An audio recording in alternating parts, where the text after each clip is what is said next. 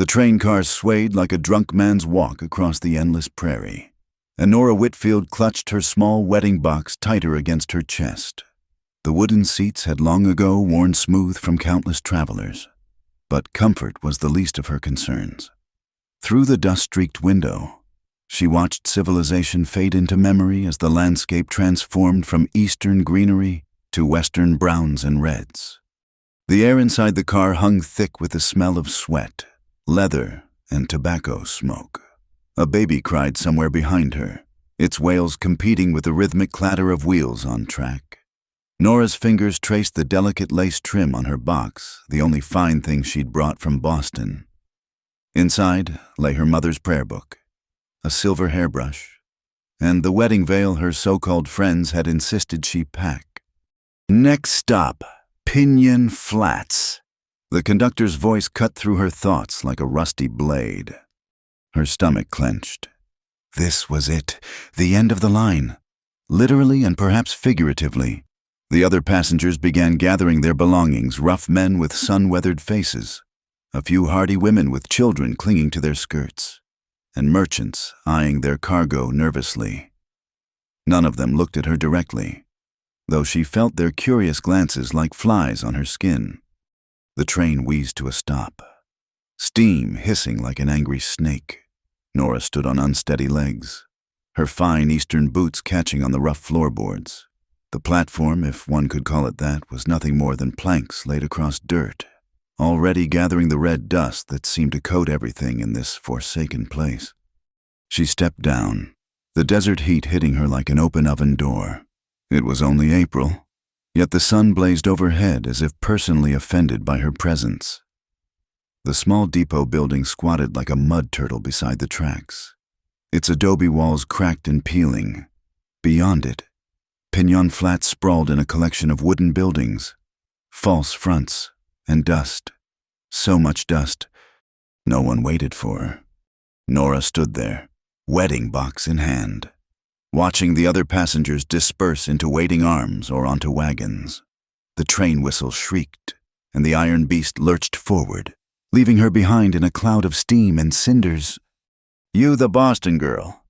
She turned to find a thin man in a worn vest, squinting at her from beneath a stained hat. He worked a wad of tobacco in his cheek, occasionally spitting dark juice into the dirt. "I'm Miss Whitfield," she said, lifting her chin despite the tremor in her voice. "Yeah, well, got something for you at the post office. Boss said to watch for a fancy Eastern gal." His eyes traveled from her buttoned boots to her traveling dress, practical by Boston standards but absurdly formal here. "Reckon that'd be you." The post office occupied a corner of the general store, a dim cave that smelled of pickle brine and gun oil. The clerk handed her an envelope with familiar handwriting. Her hands shook as she tore it open. "Dearest Nora," it read in Constance Wellington's perfect script. "By now you've reached your destination. We do hope the Wild West teaches you proper humility and appreciation for the society you so carelessly spurned. Perhaps a few months of frontier living will cure you of your insufferable independent notions. Do try not to be scalped. Your devoted friends." The letter crumpled in her fist. A joke. It had all been a joke. The marriage advertisement, the correspondence with the lonely rancher seeking refined bride, all fabricated by her circle of tormentors. There was no husband waiting. No home, no future. Bad news. The clerk peered at her with the detached interest of someone who'd seen plenty of broken dreams arrive on the train. Before she could answer, a low rumble rolled across the sky. She glanced through the dusty window to see the horizon darkening with an ominous brown wall. "Sandstorm coming," someone muttered. "Big one, by the look of it." The clerk cursed. "Folks best get to shelter, that there's gonna be a real tooth rattler." People scattered like quail before a hawk. Shutters slammed closed. Horses whinnied in panic as their owners rushed to stable them. Within minutes, the street emptied except for a few stragglers racing for cover. Nora stood frozen.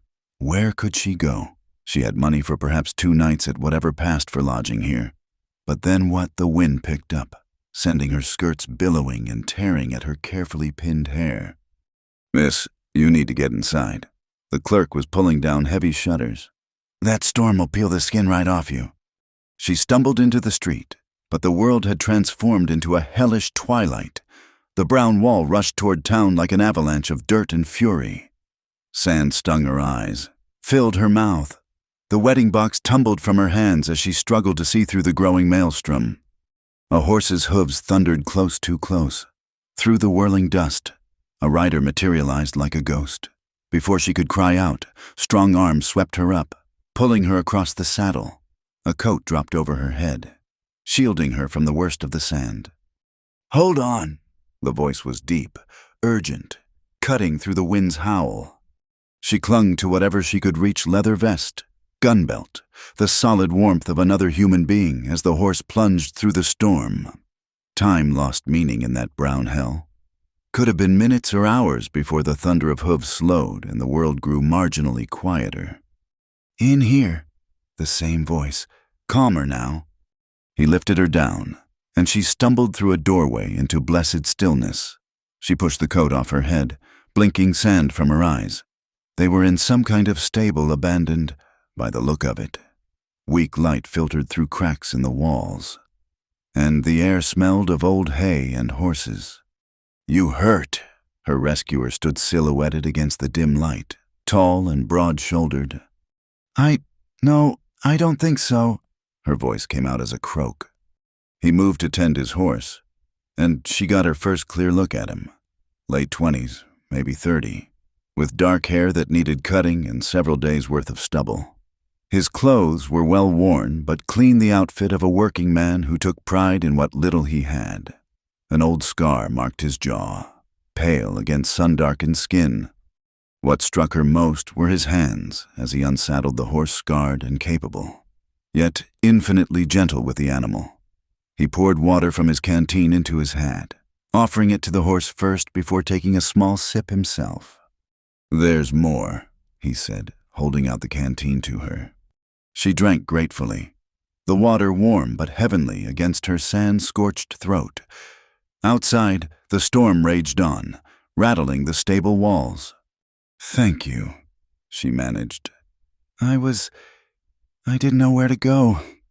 He studied her for a long moment, taking in her disheveled Eastern dress, her soft hands, the way she held herself despite everything, trying to maintain dignity in an undignified situation.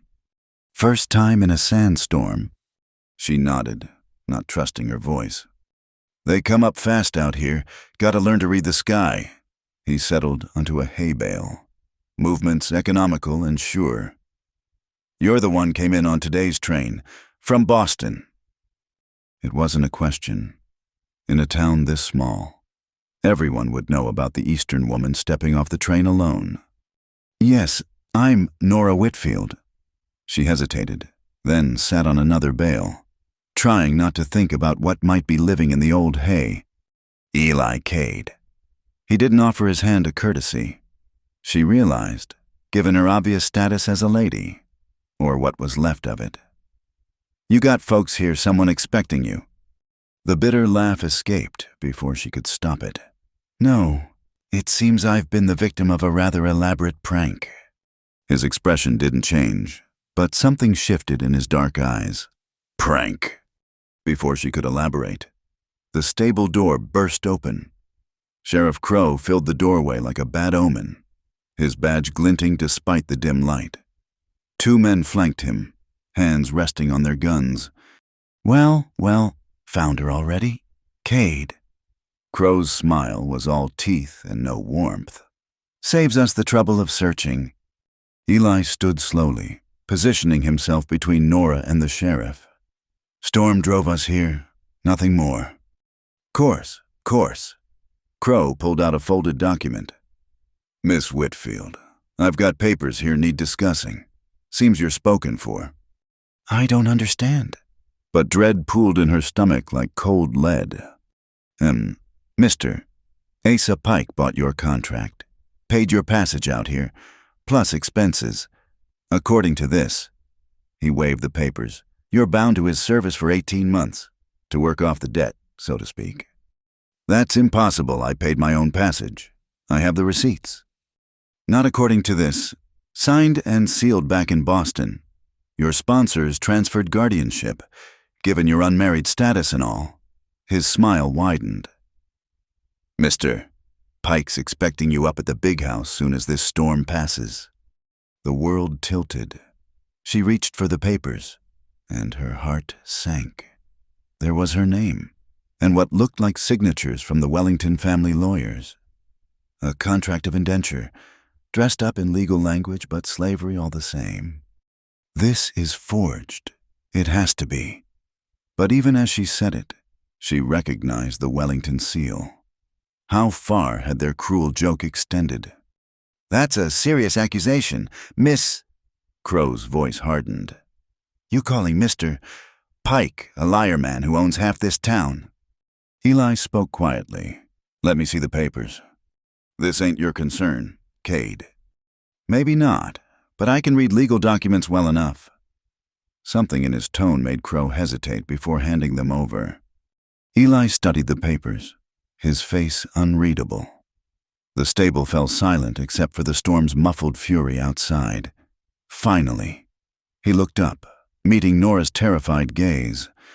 It's real enough, but there's a 3-day grace period for appeals, standard in territorial law. Crow snatched the papers back. 3 days won't change nothing. Maybe not, but the lady's entitled to them. Eli's voice remained level, but his stance had shifted subtly, a man ready for trouble if it came. The sheriff worked his jaw like he was chewing nails. Fine, 3 days, but she reports to Pike's house by sundown on the 3rd day, or we come looking, and harboring a fugitive from a legal contract. Well, that's a hanging offense in some parts. They left as abruptly as they'd come, the door banging shut behind them. Nora sank onto the hay bale, her legs suddenly unable to hold her. 18 months as a servant. Nope, worse than a servant. At least servants got paid. I'm not property. The words came out small, broken. I'm not anybody's debt. Eli moved to check the door, then returned. Sitting across from her, in the filtered light, she could see the calculation in his eyes, a man weighing options, measuring risks. No, he said finally. You're not... Something in the way he said it, quiet but absolute, made her raise her head. He wasn't looking at her like the others had, like she was either a curiosity or a commodity. He saw her, just outside. The sandstorm began to ease, its roar fading to a whisper through a crack in the wall. She could see her wedding box tumbling down the empty street, its contents scattered to the wind. The veil her tormentors had insisted she pack caught on a thorny mesquite bush, tearing into useless strips. She watched it go without regret. Whatever Nora Whitfield, she'd been meant to become the joke bride, the humiliated spinster crawling back to Boston that woman had blown away with the sand. What remained was harder, emptier, but also somehow cleaner. 3 days, she said, testing the words. What can change in 3 days? Eli stood, offering her his coat, the same one that had shielded her from the storm. It smelled of leather and sage, of wide-open spaces and possibility. In the west, he almost smiled. Everything, as she followed him back into the dying storm. Nora didn't look back at the scattered remains of her old life. The wind had torn away her veil, but perhaps it had also blown clear a path narrow and uncertain, but hers to walk. The dust settled slowly over Pinon Flats, and somewhere in the distance, a coyote howled at the approaching night. It sounded like defiance. It sounded like hope. It sounded like the first note of a different song entirely. The Pike mansion squatted on the hill above Pinon Flats like a bloated toad, all dark wood and pretension. Nora stood at its gates the next morning, Eli silent beside her, taking in the imported columns and glass windows that seemed obscene against the raw landscape. Everything about it screamed of a man trying to bring the East to the West by force. Remember, Eli said quietly, we're just here to negotiate. Let me do the talking. She nodded, though her hands clenched in her borrowed work dress, one of Luz Ortega's old ones, practical and clean. Her fine Boston clothes were ruined beyond repair, and somehow the simple calico felt more honest against her skin. A Mexican servant answered the door, eyes downcast, and led them through rooms stuffed with heavy furniture and dark paintings of places that had never seen desert sun. The house smelled of cigars and lemon oil, trying to mask something rotten underneath. Asa Pike waited in his study, a room designed to intimidate. He sat behind a massive desk, fingers steepled, gray eyes cold as winter stone. Everything about him was calculated, from his tailored suit to the precisely trimmed beard. A man who confused fear with respect. Miss Whitfield. He didn't stand, didn't offer seats. I trust the accommodations at the boarding house were adequate. I arranged for your room to be paid through tomorrow. About that arrangement, Eli began.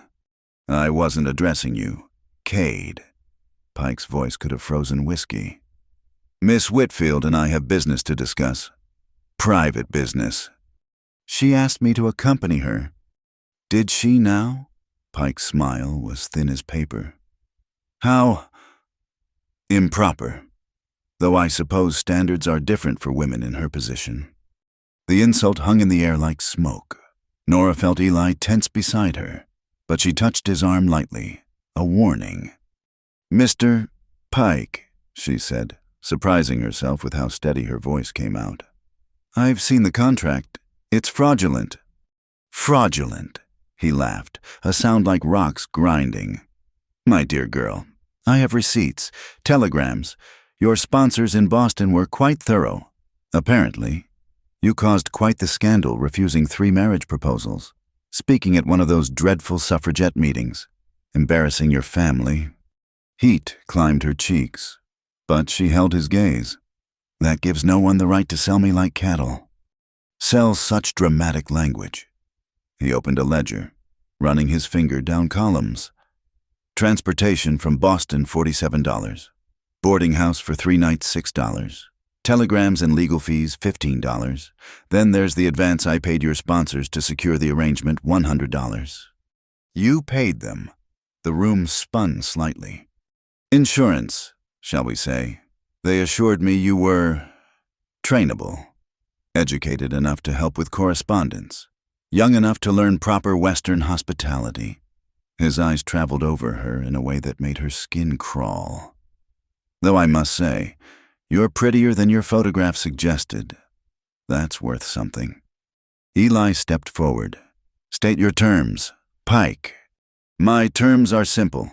Miss Whitfield works in my household for 18 months. Light duties correspondence, hosting social events, perhaps personal services as needed. After that, the debt is cleared and she's free to go. Personal services, Nora's voice came out strangled.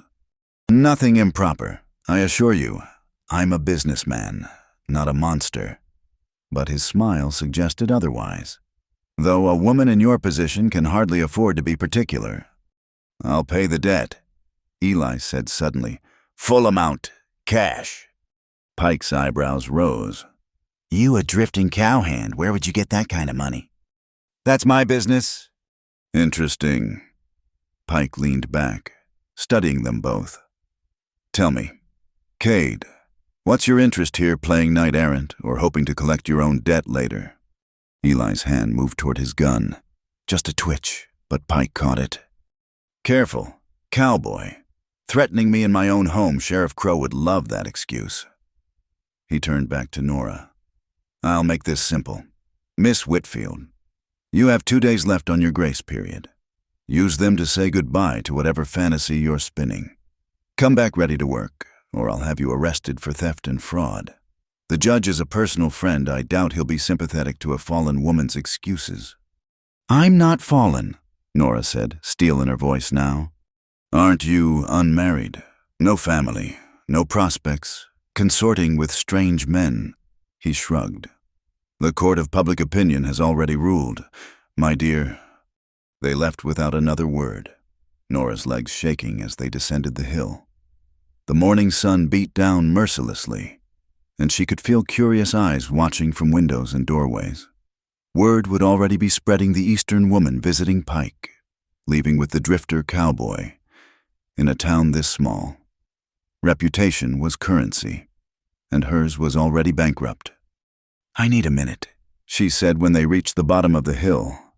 She sat on a low wall, head in her hands, trying to think through the panic. Eli stood nearby, patient as stone, scanning the street with watchful eyes. "He's right," she said finally. "About everything. I did refuse those proposals.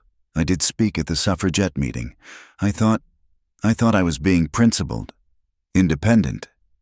Now look where it's gotten me." "You regret it?" She looked up at him, surprised by the question. "I regret trusting the wrong people, but refusing to marry men I didn't love, speaking about women's rights, no, I'd do it again." Something shifted in his expression. Approval, maybe, or recognition.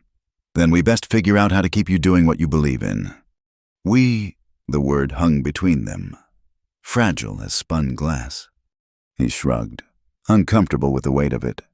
3 days. You hired me as a guide. Job's not done yet." It was a lie, and they both knew it. Whatever this was. It went beyond hired help, but neither was ready to name it, not with Pike's threats hanging over them like storm clouds. "Where are we going?" she asked as he started walking. "My camp. Need to think somewhere Pike's ears don't reach." The camp sat in a grove of cottonwoods along Promise Creek, such as it was more of a trickle than a creek. But the trees provided shade, and the sound of water was soothing after the tension of Pike's mansion. Eli's setup was minimal but clean: a bedroll, a few supplies in saddlebags, a coffee pot blackened from countless fires. He built a small fire with practiced efficiency, then set water to boil. Nora watched him work, noting the economy of movement, the way he seemed to fit into the landscape rather than fighting it. "Mesquite," he said, adding twisted wood to the flames. "Burns hot, not much smoke. Learned that from the Apache." "You lived with them." "Scouted some, mostly just paid attention." He poured coffee into 2 tin cups, the liquid black as oil and probably twice as strong. "Best teachers out here are the ones who've survived longest." She sipped the coffee and tried not to grimace. It tasted like burnt dirt, but the warmth was welcome. Around them, the cottonwoods whispered secrets to the wind, and somewhere a quail called to its mate. "Tell me about the scouting," she said, needing to think about something other than her predicament.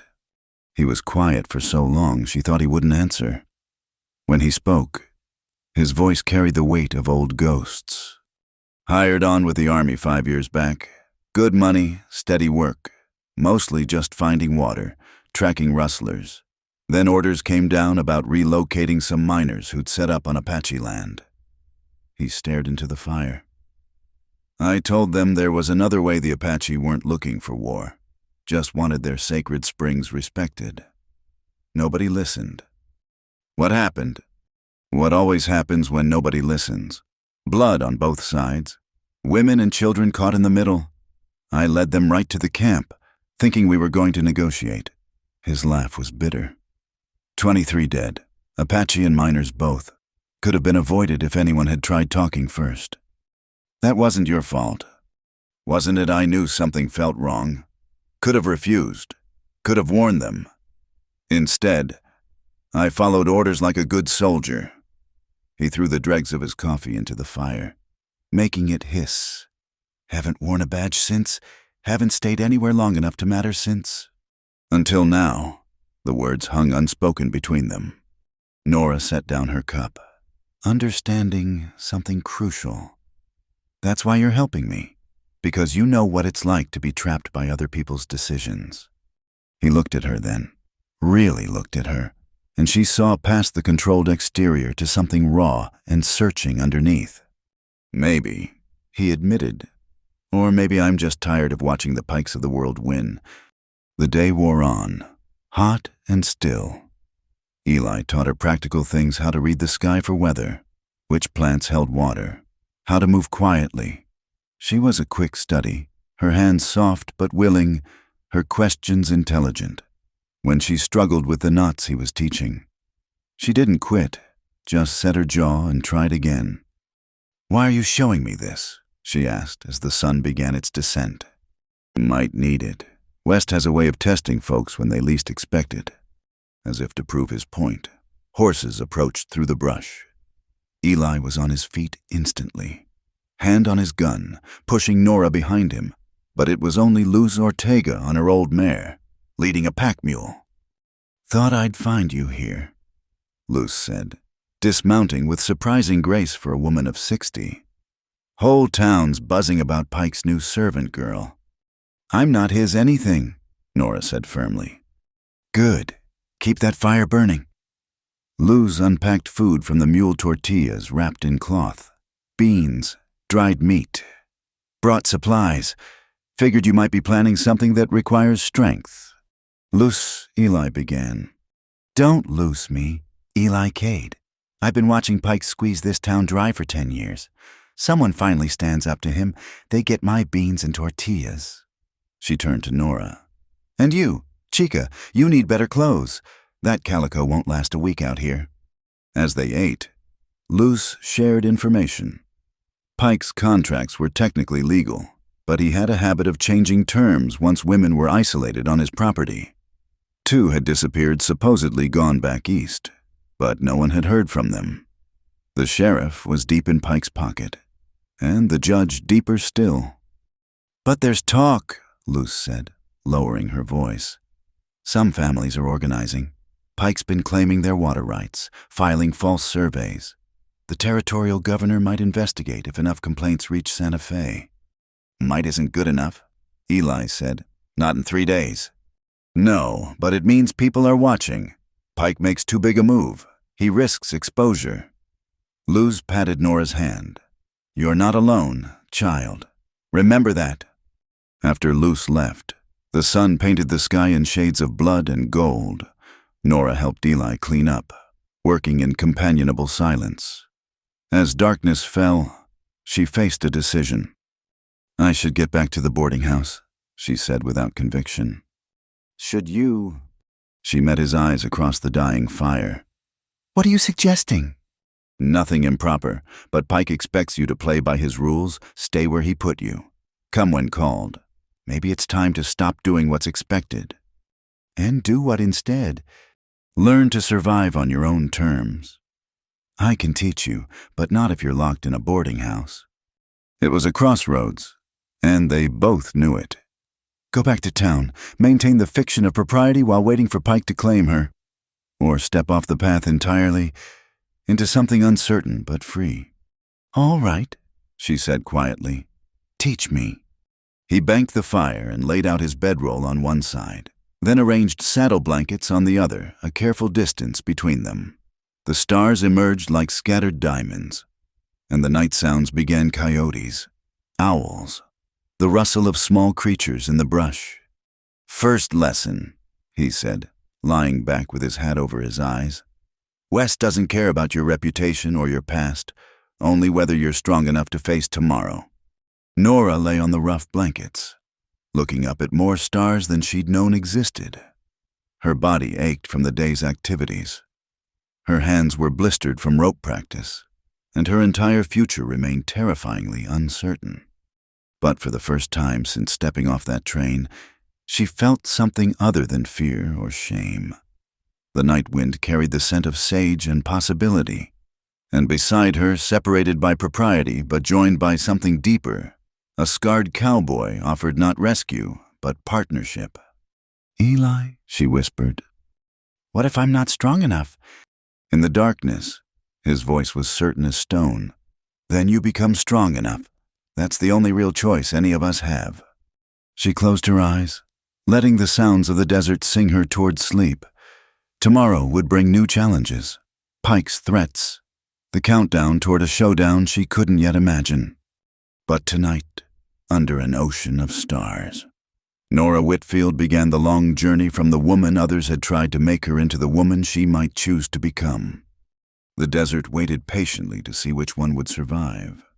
Dawn came early to the desert, painting the cottonwoods gold and setting the creek to sparkling. Nora woke to the smell of coffee and bacon, her body stiff from sleeping on the ground, but somehow more rested than she'd been in weeks. The morning air carried a chill that would soon burn away. And somewhere nearby, a meadowlark greeted the sun. "Morning," Eli said, handing her a cup. He'd already been up for hours. She could tell the horses were watered, gear organized, fire built to perfection. She wrapped her hands around the warm tin, watching him work. "What's first?" "First, you learn to handle a horse proper. Can't survive out here if you can't ride." The horse he'd chosen for her was a mild-mannered bay mare named Buttercup, patient as a saint and steady as stone. Still, Nora's experience with horses extended to carriage rides in Boston Common, not sitting astride in borrowed trousers that Luce had smuggled to their camp. "Feel her breathing," Eli instructed, his hands guiding hers on the reins. "Horse tells you everything through her body. Tense means trouble. Ears back means annoyed. You learn to read her. She'll keep you alive." They spent the morning on basics: mounting, dismounting, walking, trotting. Nora fell twice, landing hard in the dust, but each time she got up, brushed off, and climbed back on. Her hands blistered inside the work gloves Eli had found for her, and her legs screamed from the unfamiliar position. But she didn't complain. "You're doing fine," he said when they stopped to rest. "Most Eastern folk take weeks to sit a horse that well." "Most Eastern folk have the luxury of weeks." She rubbed her sore palms. "I have one day left." His expression darkened at the reminder. They both knew time was running short, but neither wanted to voice what would happen when it ran out.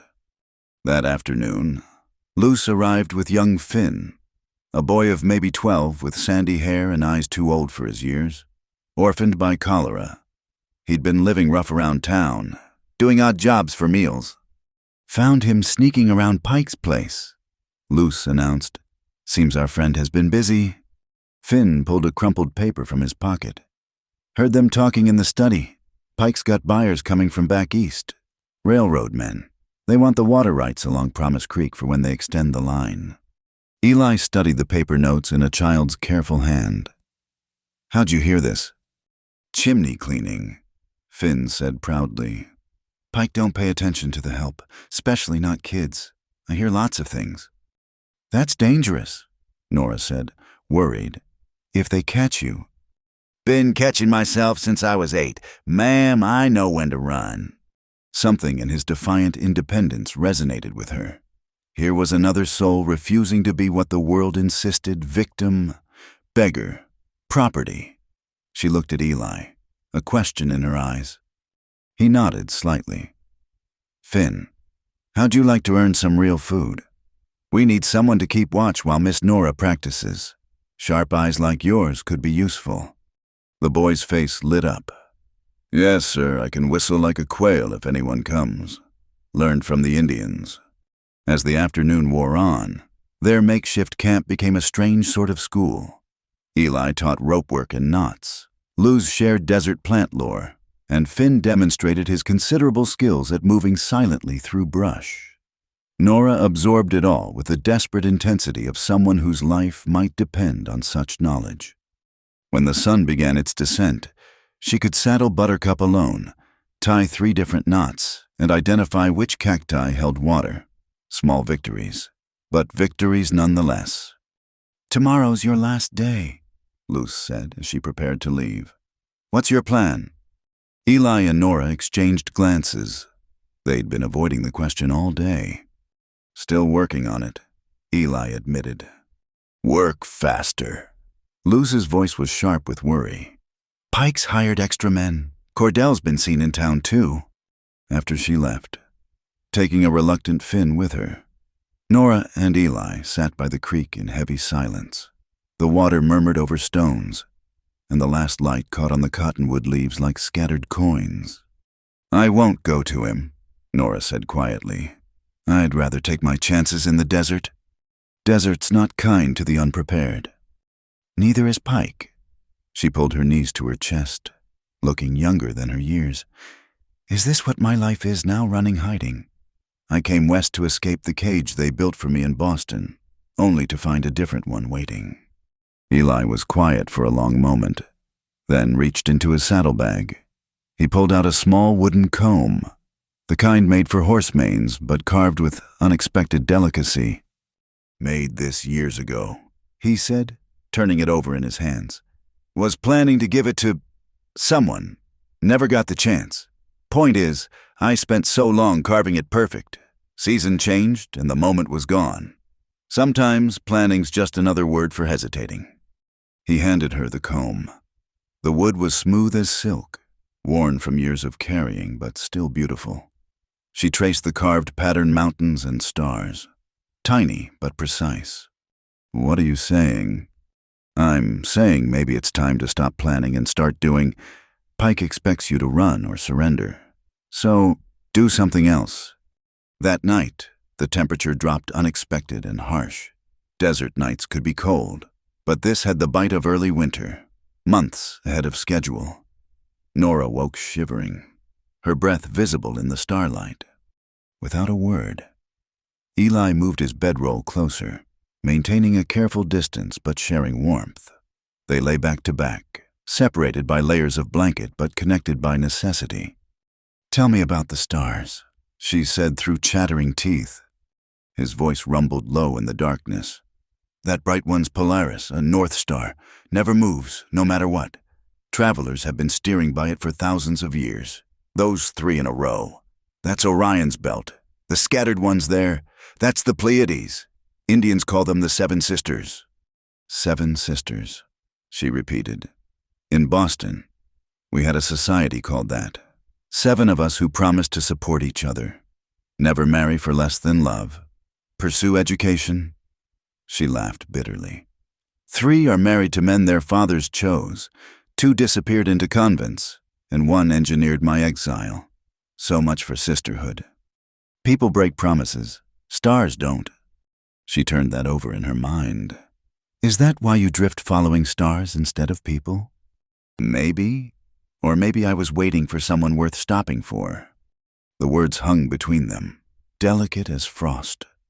Before either could respond, a sound cut through the night, howling, but not coyotes. Deeper, hungrier. Wolves, Eli said, already moving. After the calves, probably. A rancher's small herd was pastured not far from their camp. The wolves had likely been tracking them for days, waiting for the cold to make them vulnerable. In the distance, cattle lowed in panic. Stay here, Eli commanded, checking his rifle. No, Nora was already pulling on boots. You said I need to learn, then let me help. He looked like he wanted to argue, but recognized the steel in her voice. Fine, but you do exactly what I say. They crept through the darkness toward the pasture. The wolves were shadows flowing through shadows, circling the frightened herd. A calf had been separated from its mother, bawling in terror as the pack closed in. We don't shoot unless we have to, Eli whispered. Sometimes noise is enough. He showed her how to bang the pot she'd grabbed, how to shout and move to seem larger.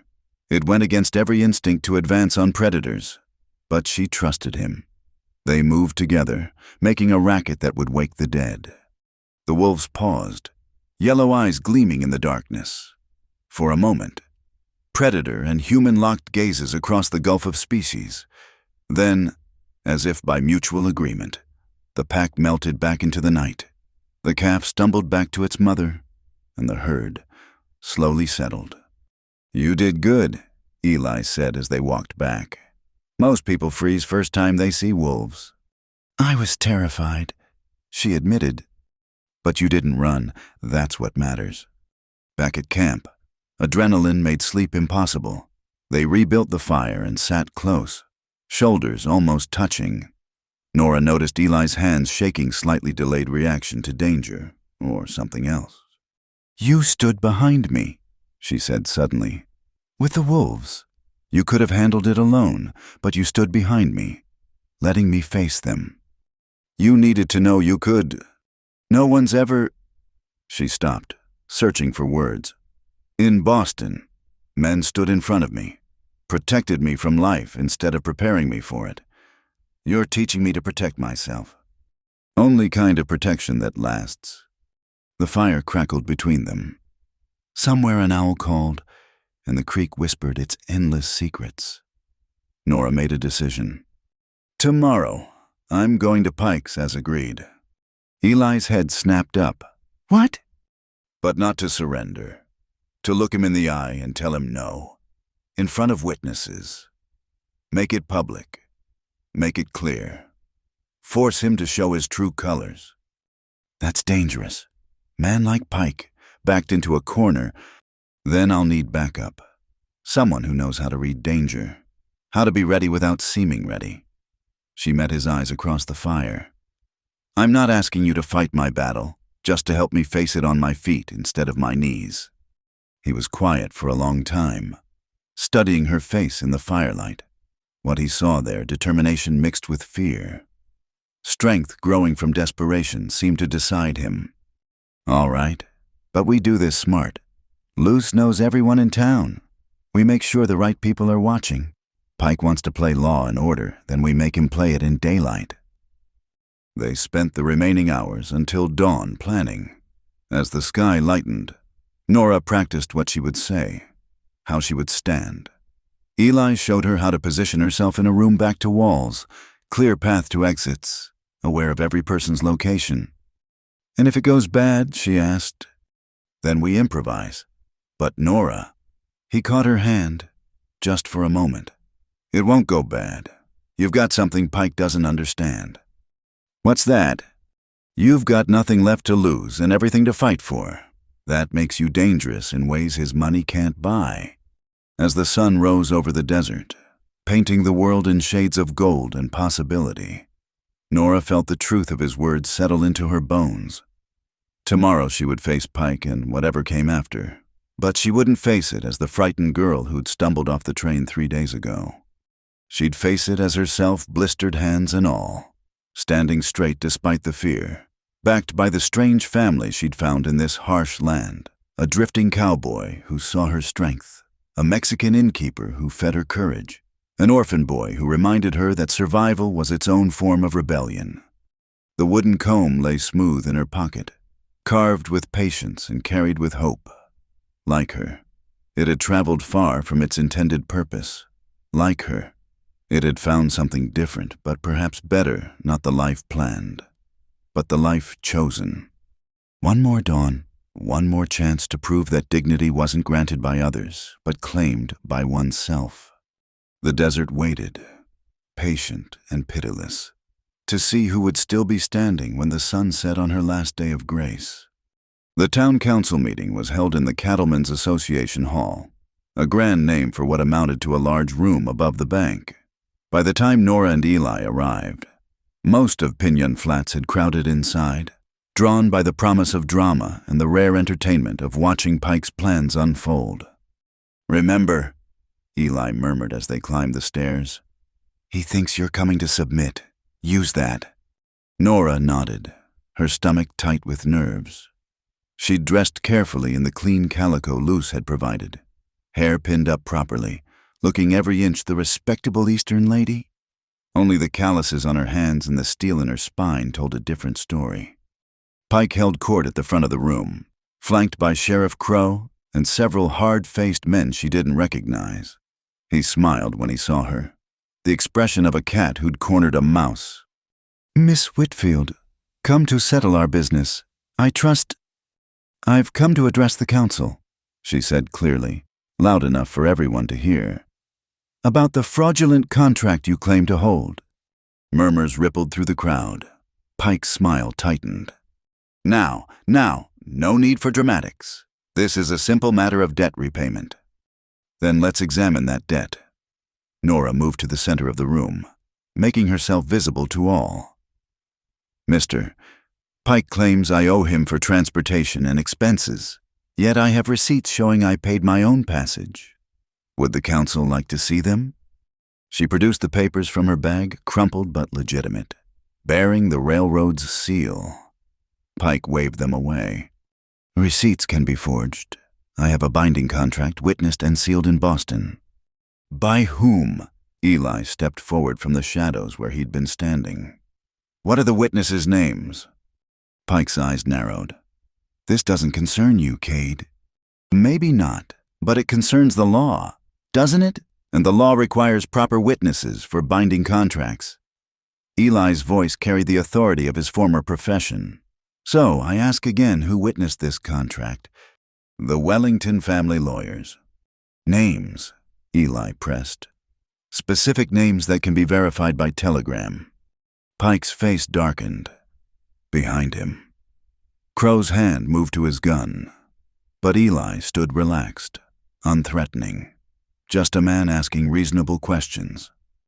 The specifics can be handled privately, Pike said. What matters is...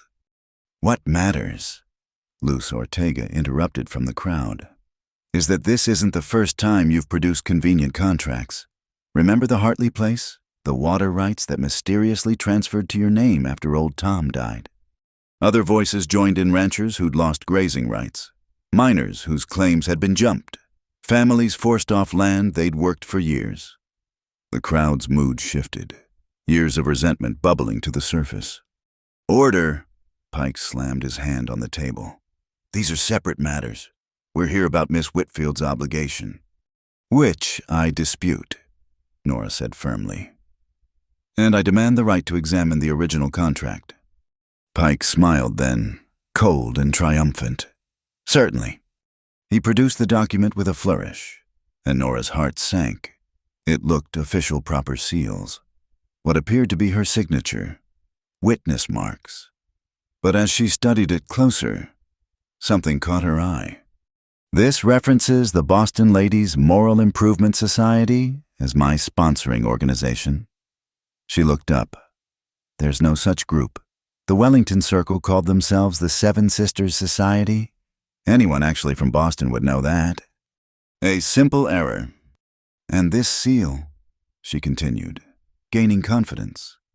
It's similar to the Wellington family crest, but not quite right. The rose has 6 petals instead of 5, rather like someone described it secondhand to an engraver. Pike's composure cracked slightly. You're grasping at straws. Am I? Then surely you won't mind if we telegraph Boston for verification. I have the real Wellington lawyers' names right here. Shall we ask them about this contract? The room held its breath. Pike's jaw worked like he was chewing nails. Telegraph lines are down, Crow said quickly. Storm last month damaged them. Convenient, someone muttered from the crowd. Finn suddenly appeared at Eli's elbow, having slipped through the packed room like smoke. That's funny. Sheriff, I saw the telegraph operator this morning. Line's been working fine for a week. The lie hung exposed in the air.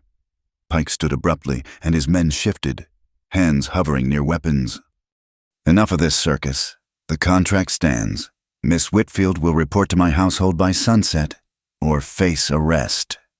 On what charge? Eli asked quietly. Theft of services, fraud, breach of contract. Pike's voice rose.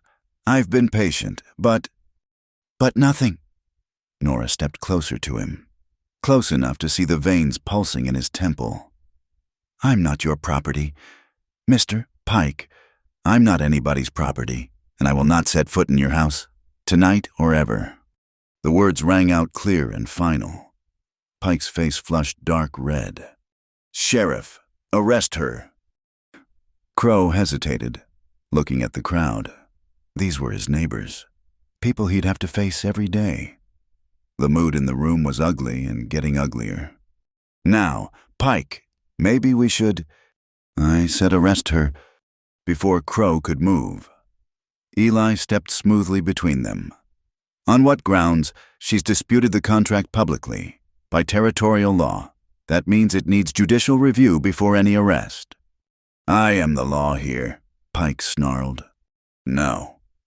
Judge Horace Miller spoke up from the back of the room, surprising everyone. The elderly judge rarely involved himself in Pike's schemes, preferring comfortable neutrality. You're not the law. Asa, none of us are. and young Cade's right disputed contracts require proper review. Pike turned on him. You forget yourself. Horace, your position. My position is judge, not your personal hammer. Miller's voice strengthened. I've looked the other way too long. Told myself it was just business. But trafficking in women, that's where I draw the line. The silence that followed was deafening. Pike stood isolated, his support crumbling. Even Crow had stepped back, unwilling to push against the town's mood. This isn't over, Pike said finally, his voice low and dangerous. Not by half. He stalked out, his men following. The crowd parted to let them pass, then erupted in discussion. Nora found herself surrounded by well-wishers, people sharing their own stories of Pike's exploitation. But Eli caught her eye, nodding toward the door. They slipped out while others celebrated, knowing the real danger had just begun. He'll come after us now, Nora said as they reached the street. Both of us. Let him come. Eli scanned the buildings, mapping sight lines and escape routes. But not here. Too many innocents could get hurt. They made their way quickly to Luz's inn, where she was already preparing. Saw Pike heading to his place. He's gathering men, offering good money for guns. We need those documents, Eli said. The real ones. Water rights, land deeds, anything that proves his schemes. They're in his study. Finn piped up, in a safe behind that big painting of the mountain. Everyone looked at him. He shrugged. Told you, chimney cleaning's educational. It's too dangerous, Nora protested. More dangerous to let him keep them. Luz countered. With those papers, he controls half the valley's water. Without them, people can file proper claims. Eli finished. Take back what's theirs legally. The plan formed quickly. The council meeting had run late. It was already afternoon. Pike would expect them to run or hide. Instead, they'd use the cover of his mobilization to strike at his power's source. I'll create a distraction. Luz offered, emergency at my inn. Need the sheriff. That'll pull some men away. I can get you to the house, Finn added. Know a way through the old mine shaft. Comes up near his stables. Eli looked at Nora. You don't have to come. This is my kind of work. No, her voice was firm. I'm done letting others fight my battles. Besides, you'll need someone to watch your back. The afternoon sun was slanting low when they made their move. True to his word, Finn led them through a passage Nora would never have found alone, an old prospector's tunnel that cut under Pike's Hill. They emerged in thick brush behind the stables, the house looming above. Guards are mostly out front, Finn whispered. Pike keeps 2 men on the house, but they gossip in the kitchen this time of day. They crept closer, using the fading light. The study window was open, Pike's arrogance assuming no one would dare. Eli went first, moving with the silence of his scouting days. Nora followed, her heart hammering but hands steady. The study was empty, heavy with the smell of cigars and ambition. The painting Finn mentioned dominated one wall, a romanticized landscape that looked nothing like the actual desert outside. Eli examined the safe while Nora kept watch. Good luck, but not great. Give me 10 minutes. We might not have 10 minutes. She could hear voices somewhere in the house, footsteps on floors above. Eli worked with focused intensity, tools appearing from hidden pockets. The safe's tumblers clicked like breaking bones in the silence. Finally, with a soft sigh, it opened. Inside lay the valley's future deeds, water surveys, contracts, but on top sat something else, a letter in familiar handwriting. Oh my God, Nora breathed, reading quickly. It's from Constance Wellington to Pike, arranging my sale. She calls it removing an embarrassment and thanks him for his generous solution. Take it, Eli said, stuffing documents into a saddlebag. All of it. Evidence. The door burst open. Sheriff Crow stood there, gun drawn. Pike behind him. Well, well. Breaking and entering. That's prison time for sure. Pike's smile was vicious. Though I might be willing to negotiate, Miss Whitfield. Your contract for their freedom? Like hell, Eli said, standing slowly. Ah, no sudden moves. Cade. Crow cocked his pistol. You're under arrest. Both of you. For recovering stolen property. Nora held up the Wellington letter. This proves the whole thing was a conspiracy? You're part of it. Pike, human trafficking. Prove it in court. My court. With my judge. But Pike's confidence wavered. Judge Miller's earlier defiance had shaken him. Then, from outside, came salvation in the form of chaos. Luce's distraction had arrived early, and dramatically smoke pouring from the inn's kitchen, bells ringing, half the town running to form a bucket brigade. Fire! Someone shouted. The inn's on fire! Crow turned instinctively toward the window. It was enough. Eli moved, not for his gun, but for the heavy ledger on Pike's desk, swinging it like a club. It caught Crow's wrist, sending his pistol spinning. Nora grabbed the saddlebag and dove for the window as Eli grappled with the sheriff. Stop them! Pike roared, but his voice was lost in the growing chaos outside. Nora hit the ground hard, rolling through rose bushes that tore at her dress. Eli was right behind, Crow's curses following them. They ran for the tunnel as rain began to fall sudden and hard, the kind of desert storm that came from nowhere. The creek, Finn appeared from the brush, eyes wide. Rain upstream, it'll flood. He was right. The usually dry Promise Creek was already running brown with runoff. They splashed across just as the real water hit a wall of liquid mud carrying branches, rocks, years of accumulated desert debris. Move. Eli grabbed Nora's hand, pulling her up the far bank as the flood roared past, cutting them off from pursuit. They didn't stop until they reached Angel's Spire, the rock formation rising like a beacon in the storm. Lightning split the sky as they took shelter in a shallow cave, soaked and gasping. The documents, Nora said frantically. Did they survive? Eli opened the saddlebag. The papers were damp but intact, protected by the leather. Among them, the Wellington letter stood out like a brand. We did it, she breathed, then louder, laughing through the rain. We did it. Eli caught her joy, grinning in a way she'd never seen. For a moment, they stood there, rain-soaked and victorious, the storm making the world clean. Then reality intruded. They were fugitives now, openly defying Pike. The documents were proof, but only if they could get them to honest authority. What now? Nora asked, wringing water from her ruined dress. Now we wait out the storm. Then we decide run for the territorial capital, or stand and fight here. Thunder crashed overhead, and Nora made her choice. I'm done running. Pike took everything from me, my reputation, my future, my faith in people, but he also gave me something. What's that? She met his eyes through the storm's fury. He showed me who I really am, not a victim, not property, not someone who needs saving. She held up the documents. Someone who saves others. The rain fell harder. Promise Creek roared its temporary power. And somewhere in town, Pike was learning that his carefully built empire had cracks. In the morning, they would have to face whatever came next. But tonight, in a cave beneath Angel's Spire, two unlikely rebels shared the warmth of small victory and the growing heat of something deeper than alliance. The storm had washed away their old selves, leaving only who they chose to become. The storm passed near midnight, leaving the world washed silver under a canopy of stars.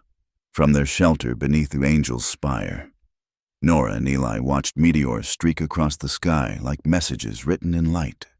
The flood had receded, Promise Creek returning to its usual trickle, but the night held a different kind of electricity now. Never seen stars like this in Boston, Nora said softly, her dress finally dry but stiff with red mud. Too much smoke, too many lights. Here it's like like you could reach up and touch heaven. Eli had built a small fire from dry wood stored in the cave evidence that others had sheltered here before. The flames cast dancing shadows on the rock walls, making the space feel both intimate and infinite. Apaches say those streaks are spirits traveling between worlds, he said, moving from what was to what will be. That's beautiful. She pulled her knees to her chest, studying his profile in the firelight. Do you believe it? I believe there's more to this world than what we can prove in court.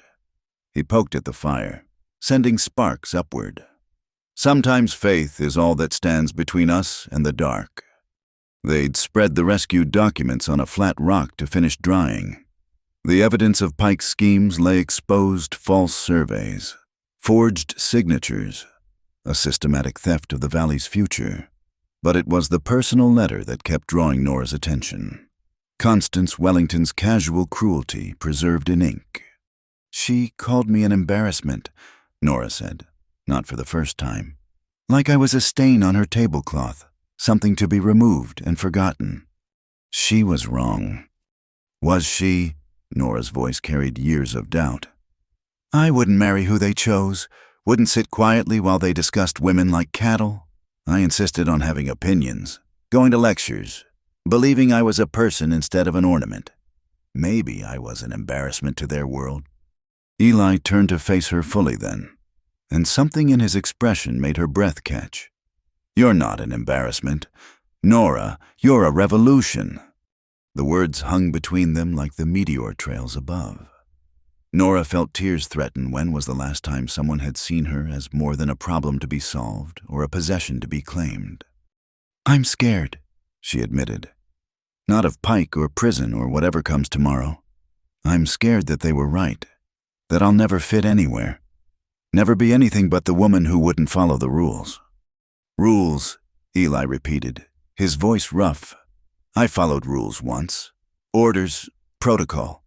Look where it got me, leading soldiers to a massacre, carrying ghosts I can't shake.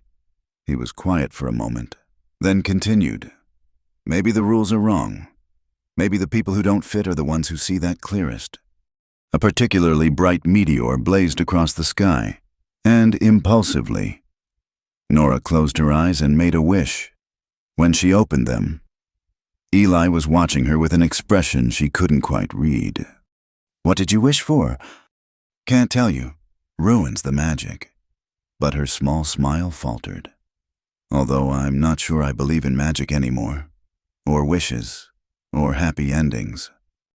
What do you believe in? She thought about it, really thought, while the fire crackled and the stars wheeled overhead. I believe in this moment, in the documents that will help families keep their homes, in the way you stood behind me with the wolves, beside me in Pike's study. I believe in choosing your own path, especially when everyone says you're wrong. And us? The question slipped out before he could stop it. Do you believe in us? The air between them thrummed with possibility.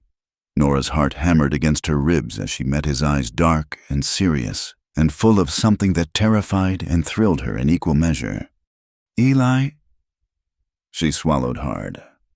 I'm supposed to be the virgin bride sent west as a joke. You're the drifter who's never staying.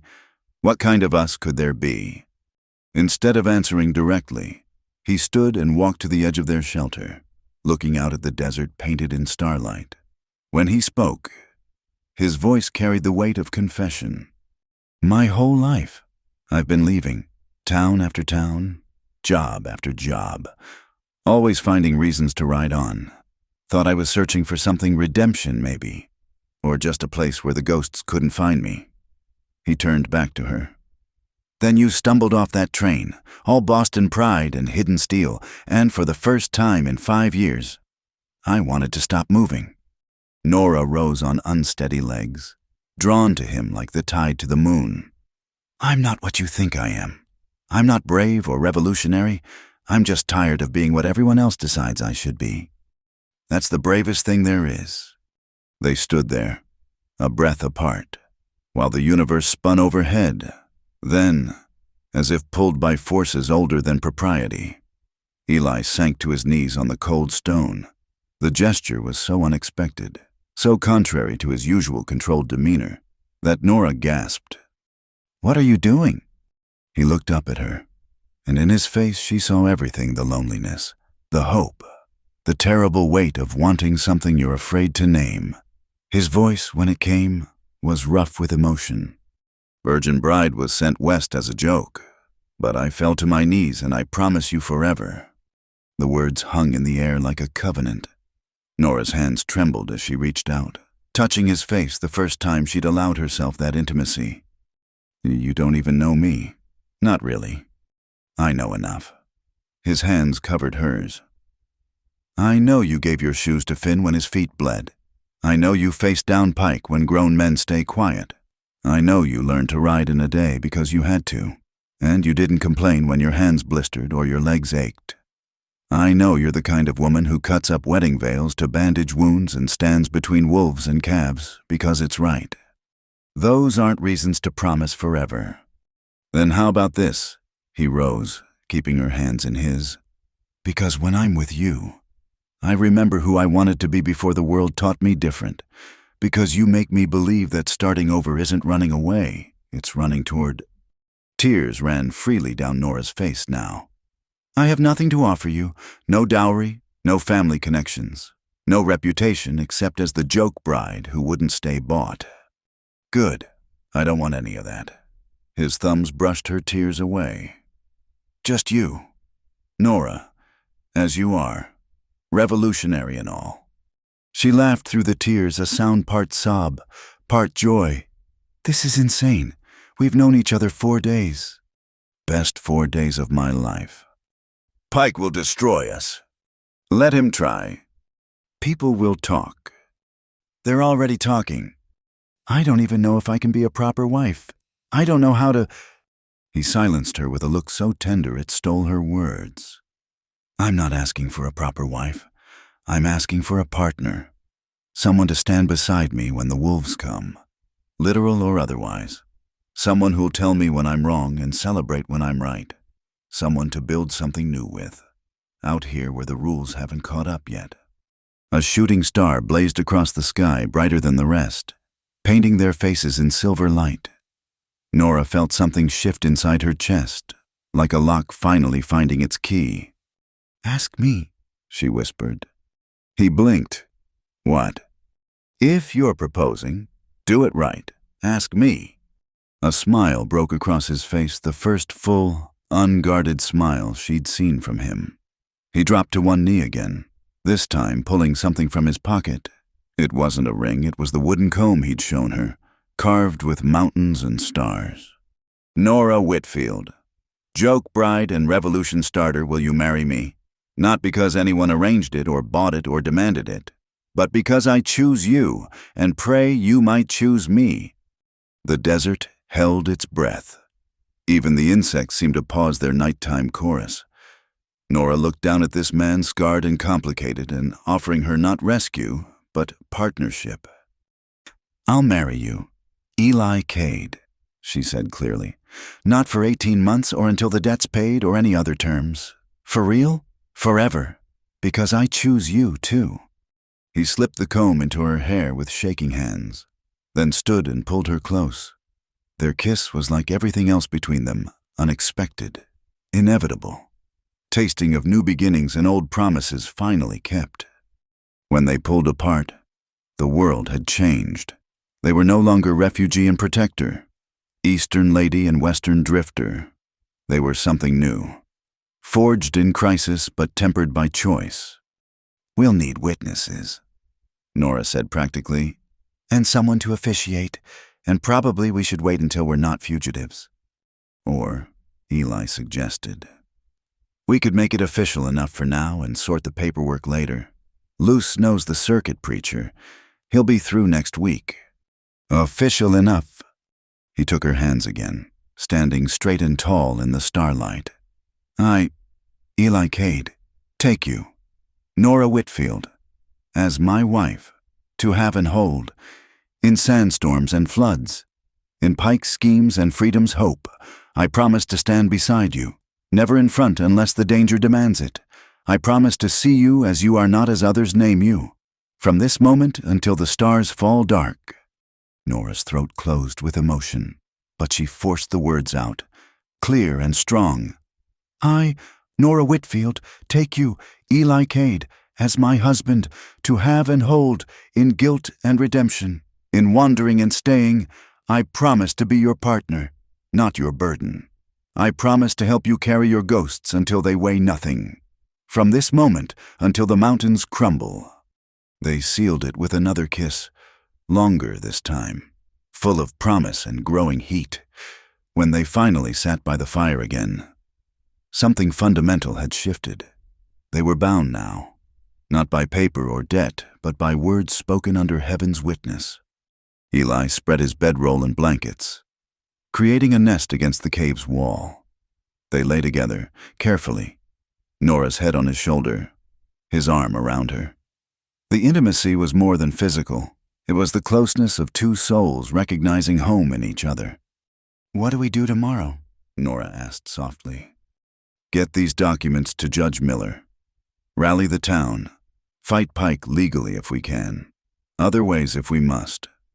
He pressed a kiss to her hair. "But that's tomorrow. Tonight, we're just Eli and Nora, married under the stars, starting our forever." She lifted her head to look at him. "No regrets. You could ride out at dawn and leave this mess behind. Only regret would be riding without you." He traced her face with one finger, memorizing. "You've ruined me for leaving. Nora Cade." "Nora Cade," she repeated, testing the name. "I like how that sounds." They talked through the night, sharing stories, dreams, fears. He told her about his childhood on a failing ranch, his mother's death, his father's drinking. She told him about suffocating in Boston society, the loneliness of being different, the desperate hope that had driven her west. As dawn approached, they finally dozed, wrapped in each other and in the strange peace that comes from making an irrevocable choice. The documents lay drying beside them, evidence of crimes and salvation both. In a few hours, they would have to face Pike and whatever violence he planned. But for now, under the fading stars at Angel's Spire, they were simply two people who had found each other against all odds, a joke that became a promise, a drift that became an anchor, a revolution as quiet and powerful as choosing love over fear. The desert awakened around them, and somewhere a meadowlark sang the sun up, heralding a new day and a new beginning. Uncertain, but utterly their own. Smoke rose black against the dawn sky, and Nora knew before Finn's breathless arrival that Pike had escalated beyond legal threats. The boy scrambled up to Angel's Spire, his young face streaked with soot and tears. "The supply warehouse," he gasped. "Pike's men set it ablaze. All the winter store's grain, preserved goods, medicine, everything." Eli was already moving, checking his weapons and saddling the horses. "Casualties?" "Don't think so, but folks are trapped trying to save what they can. And Mr. Pike's telling everyone you two done it, says he's got witnesses saw you near there last night." "We were here all night," Nora protested. "Don't matter what's true," Finn said grimly. "Matters what people believe when they're watching their children's food burn." They raced down from the spire, the rescued documents secured in Eli's saddlebags. As they approached town, the devastation became clear. The warehouse, a communal storage that families had contributed to all year, was a smoking skeleton. Women wept openly while men formed futile bucket brigades against the dying flames. "There," someone pointed at them, "the arsonists." "We didn't do this," Nora called out, but angry voices drowned her words. Sheriff Crow appeared with several deputies, his face grim with manufactured purpose.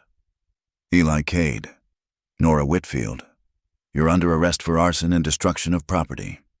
"You know we didn't do this, Crow," Eli said quietly. "I know what Mr.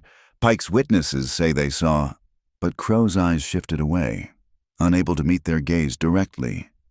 Before anyone could move, another crisis erupted. From upriver, a wall of brown water rushed down Promise Creek yesterday's mountain rains, finally reaching the valley in a violent flood. The creek, usually barely ankle-deep, rose with frightening speed. "The bridge!" someone screamed. "The children!" Nora's head snapped toward the wooden footbridge where a group of youngsters had been playing, now trapped as water rose around the pilings. Their terrified cries cut through the chaos like knives. Without thinking, Nora kicked her horse toward the flood. Behind her, Eli shouted her name, but she didn't stop. The children, 6 of them, the oldest maybe 10, clung to the bridge rails as water tore at their small bodies.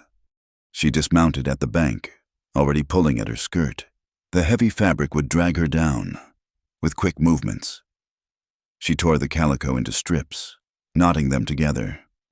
"What are you doing?" Eli reached her side. "That water's moving too fast." "Then we'd better move faster." She tied one end of her makeshift rope around her waist. "Hold the other end. I'm going in."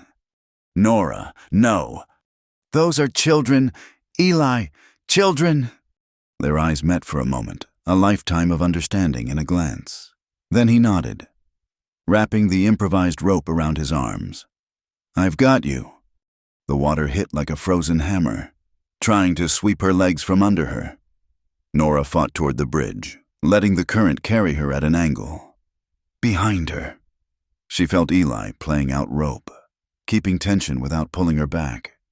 She reached the first child, a girl maybe 6 years old, lips blue with cold and terror.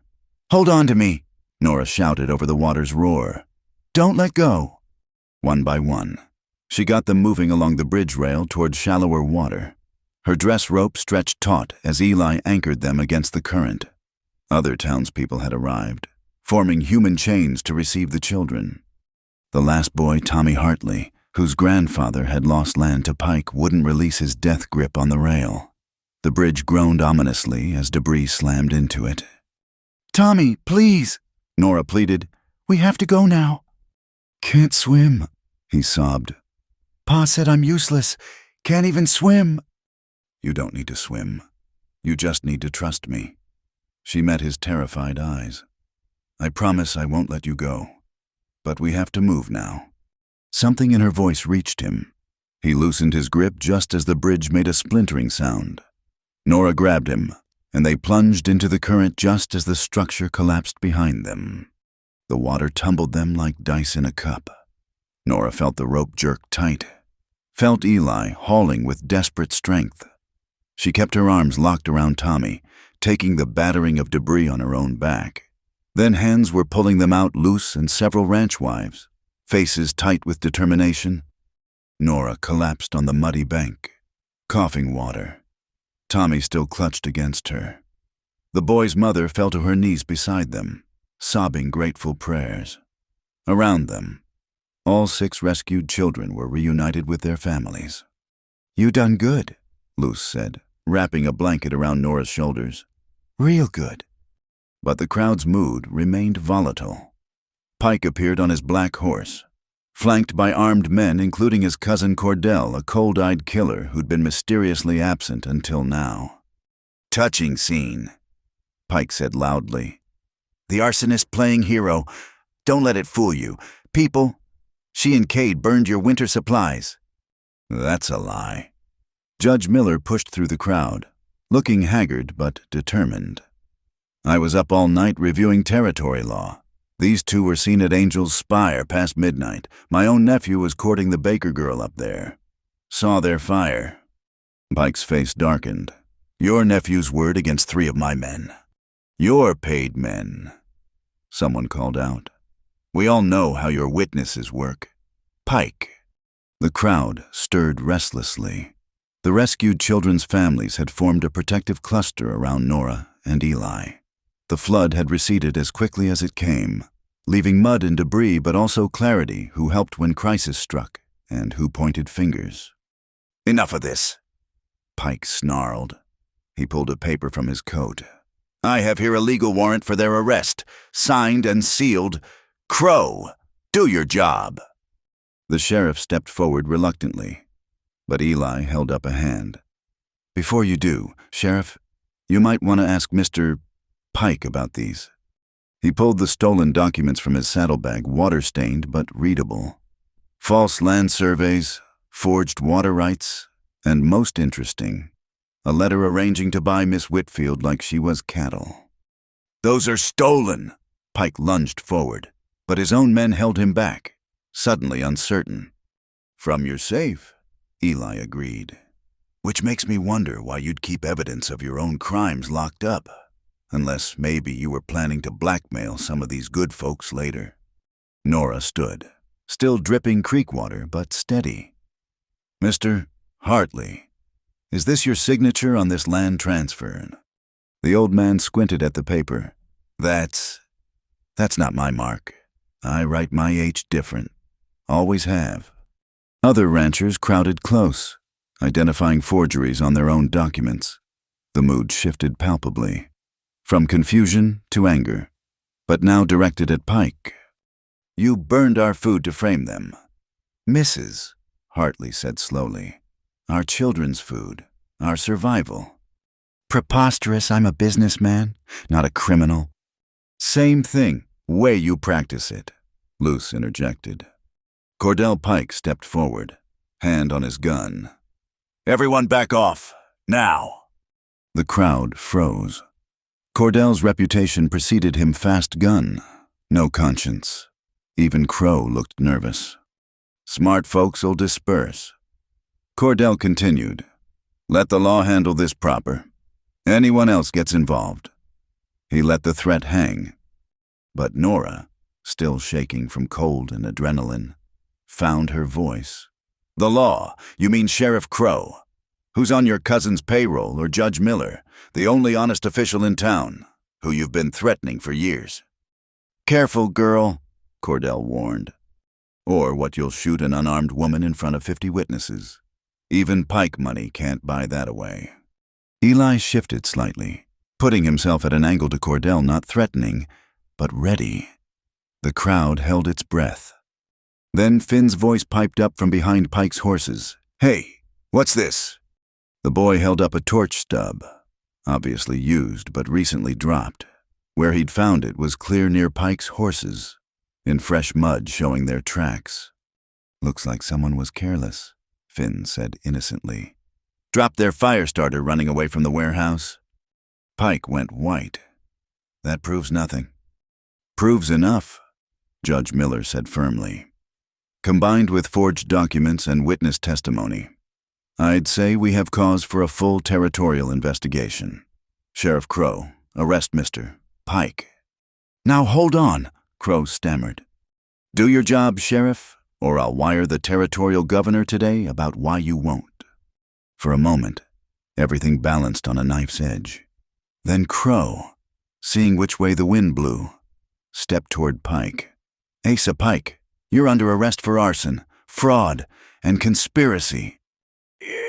You can't do this, Pike screamed. I own this town. No, Nora said quietly. You don't. Cordell's hand twitched toward his gun, but suddenly found 3 rifle barrels pointed at him, ranchers who'd had enough. He raised his hand slowly, that cold killer's calculation in his eyes. This ain't over, he promised. Get him out of here, Miller ordered. Both of them. We'll hold them for territorial marshals. As the Pike cousins were led away, the crowd erupted. Some cheered. Others wept with relief. Still others began discussing how to replace the burned supplies. In the middle of it all, Nora found herself embraced by the mothers of the children she'd saved. Thank you, Tommy's mother whispered. Thank you for seeing my boy as worth saving. Later, as the sun climbed toward noon, Eli found Nora sitting on the bank where she'd pulled the children out. She'd changed into dry clothes Luz had brought, but kept touching her hair where his carved comb still miraculously clung. You could have died, he said, sitting beside her. So could they. Most people would have hesitated, calculated odds. I'm not most people. She leaned into him, exhausted. Besides, I had you holding the rope. I knew you wouldn't let go. He wrapped an arm around her, and they sat watching the creek return to its peaceful trickle. The warehouse still smoldered, but already folks were organizing, sharing what they had, planning rebuilds, finally free of Pike's shadow. "It's not over," Eli warned quietly. "Cordell won't stay locked up long, and Pike has connections back east, judges who can be bought." "I know." Nora lifted her head, meeting his eyes. "But look around. The town's awake now. They've remembered they're stronger together than apart. Pike counted on fear and isolation. That's broken now." "Thanks to you." "Thanks to us," she corrected. "All of us, even Finn with his convenient torch discovery." Eli chuckled. "Kid's got a future in investigation if he wants it." They fell silent again, the adrenaline fading into something deeper. They'd won this battle, saved lives, exposed truth, but the war for the valley's soul would continue. "No regrets?" Eli asked. "This morning you were a new bride. Now you're a target." "This morning I was your wife in words. Now I'm your partner in truth." She kissed him softly. "No regrets." As if in agreement, the church bells began to ring, not in alarm this time, but in celebration. The sound carried across the valley, reaching every homestead and ranch, a declaration that Piñon Flats would no longer bow to tyranny. Somewhere, in a locked room, Pike raged against his bars. But on the banks of Promise Creek, two unlikely heroes held each other and planned for tomorrow, knowing that together they could weather whatever storm came next. The water flowed on, carrying away ash and mud, leaving behind fertile ground for new growth. And if anyone noticed that the creek ran a little stronger than usual, well, perhaps even the land itself was ready for change. The makeshift courtroom smelled of sawdust and tension, with the official courthouse damaged by flood. They'd cleared the train depot's main hall, setting up benches and a judge's table where cargo usually waited. Half the territory seemed to have crowded inside, drawn by the promise of justice or spectacle, perhaps both. Judge Miller presided, looking older but more determined than Nora had ever seen him. The territorial prosecutor had arrived from Santa Fe, a thin man named Crawford who studied everything with hawk's eyes. But it was Pike's lawyer who commanded attention, Augustus Blackwood from Denver, slick as oil and twice as poisonous. "This entire proceeding is a farce," Blackwood declared, his voice filling the space. "My client is a respected businessman, victim of a conspiracy led by a fallen woman and her drifter accomplice." Nora felt Eli tense beside her, but she touched his hand lightly. They'd expected this Pike's money buying the best legal assault available. "Furthermore," Blackwood continued, "I have here sworn testimony that will shock this community. Miss Whitfield is not the innocent she pretends. In Boston, she was known to frequent houses of ill repute." "That's a lie," Nora stood, trembling with rage. "Is it?" Blackwood smiled like a snake. "I have affidavits here from 3 Boston citizens stating you attended suffragette meetings in brothels, consorting with fallen women, spreading seditious ideas about female independence." The crowd murmured. In territorial courts, reputation mattered as much as evidence. "Those meetings were in church basements," Nora said clearly. "And yes, some attendees were women society had cast out. Should I have turned them away? Told them they were too soiled to deserve voting rights or fair wages." "So you admit to associating with prostitutes?" "I admit to treating all women as human beings deserving of dignity." "How noble. And is that why you've been living in sin with Mr. Cade playing house on the creek bank while decent folk—" "Objection!" Crawford finally stood. "Miss Whitfield's living arrangements aren't on trial here. They speak to character." Blackwood countered. "This woman claims my client defrauded her, yet she's shown herself willing to engage in any impropriety." The depot doors burst open. A woman stood silhouetted against the noon sun, elegant despite travel dust, Boston breeding in every line. The crowd parted as she walked forward, and Nora's breath caught. Constance Wellington, the architect of her exile, I apologize for my lateness, Constance said, her cultured voice carrying easily. The journey from Boston took longer than expected. Pike half rose from his seat, face shifting between hope and alarm. Blackwood recovered first. Miss Wellington. How fortuitous. You can testify to Miss Whitfield's true character. Indeed I can. Constance turned to face the court fully. I can testify that I orchestrated a cruel deception that sent an innocent woman into bondage. I can testify that Mr. Pike paid me handsomely to deliver him a victim under the pretense of marriage arrangement. The silence was absolute. Even the flies seemed to stop buzzing. Constance, Nora whispered. Why? Her former friend tormentor met her eyes with something like pain. Because I haven't slept well since you left.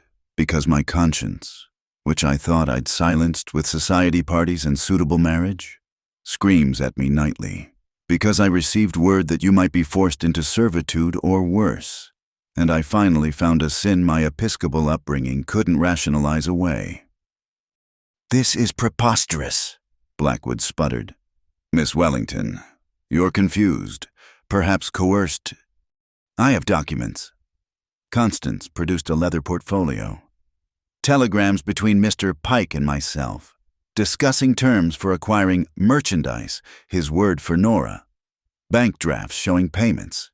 Even his specific requests for a woman who was, and I quote, spirited enough to be entertaining, but isolated enough to have no recourse. Crawford accepted the documents eagerly. As he read, his expression darkened. Your Honor, these constitute evidence of conspiracy to commit fraud and human trafficking across territorial lines. Federal crimes. Pike shot to his feet. That woman is lying. She's been bought. Bought? Constance laughed bitterly. Mr. Pike, I'm engaged to Senator Wellington's son. My wedding trousseau costs more than you paid for Nora. What could you possibly offer that I need? Then why? Because I finally understand what Nora tried to tell us all those months ago. Constance's voice broke slightly. That treating people as property corrodes the soul. That dignity isn't something you're born with or marry into. It's something you choose, every day, in how you treat others. She turned to Nora then, and for the first time since boarding school, Nora saw tears in those perfect blue eyes. I'm sorry, it's inadequate, but it's true. You were my friend, and I sold you like cattle because you made me uncomfortable, because you reminded me that I was choosing comfort over conscience. I can't undo it, but I can at least speak truth now. The courtroom erupted. Pike's men tried to leave but found ranchers blocking the exits. Blackwood demanded recess, mistrial, anything, through it all. Judge Miller's gavel cracked like gunshots until order slowly returned. Mr. Pike, the judge said heavily. In light of this testimony and evidence, you're hereby bound over for federal trial on charges of fraud, conspiracy, and trafficking. Bail is denied given flight risk. You can't do this, Pike screamed. I own this town. I made this town. No, Nora said, standing again. This town made itself. You just tried to steal it. As marshals moved to secure Pike, chaos erupted again. Cordell Pike had been sitting quietly, calculating, waiting. Now he moved not for his gun, but for Nora, grabbing her arm and spinning her in front of him as a shield. Everyone back. He pressed a hidden derringer against her temple. We're walking out of here nice and quiet. Eli had his gun half drawn, but froze. Everyone did. The small depot wasn't built for gunfights, too many innocents, too many angles. Let her go, Cordell, Crawford said carefully. Adding kidnapping to your charges? Already looking at rope for what you claim I done. Might as well earn it. His grip tightened on Nora's arm. Now, clear a path. Or I decorate these walls with her pretty thoughts. Nora felt strange calm descend. After everything, the fear, the fighting, the floods, it might end here, as suddenly as it began. She met Eli's eyes across the crowd, trying to say without words all the things they hadn't had time for. Then she felt the carved wooden comb in her hair, the one Eli had made years ago for someone else but given to her under the stars. Without hesitation, she pulled it free and drove it backward, hard, into Cordell's thigh. He screamed, "Grip loosening!" Nora twisted away as guns appeared everywhere. Eli's clearing leather faster than thought, ranchers raising rifles, marshals drawing weapons. "Don't!" Nora shouted. "Don't shoot!" Everyone froze again, confused. Cordell was on his knees, clutching his bleeding leg. Derringer fallen from nerveless fingers. He could have been killed 50 times over, but Nora stood between him and the guns. "No more blood," she said firmly. "We're better than that. We're building something better than that." Slowly, weapons lowered. Cordell was seized, disarmed, dragged away cursing. The immediate danger passed, but its echo lingered in quickened heartbeats and shaking hands. "You all right?" Eli was there instantly, checking her for injuries.